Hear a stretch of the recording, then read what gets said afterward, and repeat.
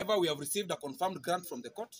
The confirmed grant is a document which allows you to change names from your deceased benefactor to your name as a beneficiary.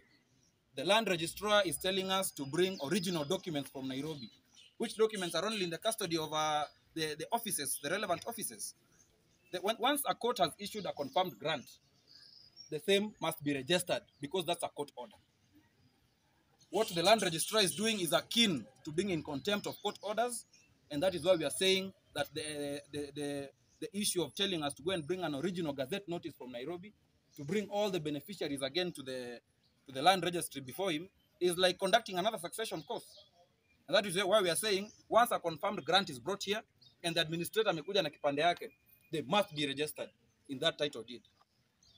Now, up and down, if you can see the counter there, we have about 3 staff.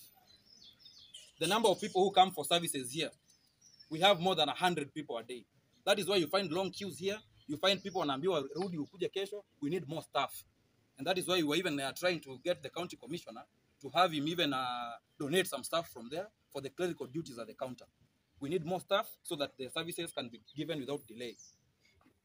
Finally, the policies that the new land registrars are bringing, of course, I know he wants to like streamline the service delivery here, but a complete overhaul of the systems will bring issues. What we are raising are issues raised by the members of the public.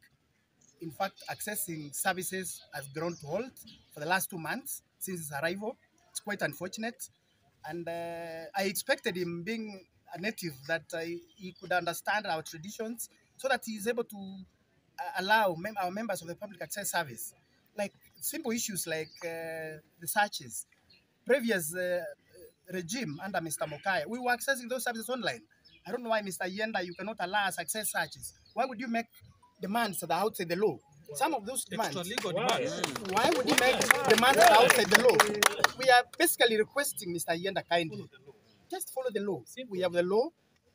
And I would request that you post your post your requirements on the board so that whoever comes there, it doesn't matter whether it's an advocate, mamamboga, border guy, they can access services. Let me tell you, this registry must be reformed, and I will reform it. That's one thing that I must. Within the law. Just a minute. Within the law. Yes. Within the law. And I want to repeat this. This land registry will be different within the law from now going forward. Yes, within the law. And everybody who wants to join me in changing this registry with 80% of the records that are forgeries, occasioned by the land registrar seated here, together with the same lawyers who are now talking about whatever they're talking about, with very powerful. Are you speaking? Apologize. Put the ground. Put the ground. Put the ground. Are you saying to one? Put the ground. Put the ground. Put the ground. Put the ground. Let's do the ground. Okay. You must do the ground. You must do the ground. We cannot bury our heads in the sun. We have to be wise before, not after the event. We are not looking at a situation where we want regrets. We want Kisii County to continue soaring in success in matters of conveyancing, in matters of land, in matters of justice. Amen. Now, our plea to the public, to the general public and the administration is that the land registrar, even as we stand in this place right away now, he has declined our request to meet us and sort out this issue amiably.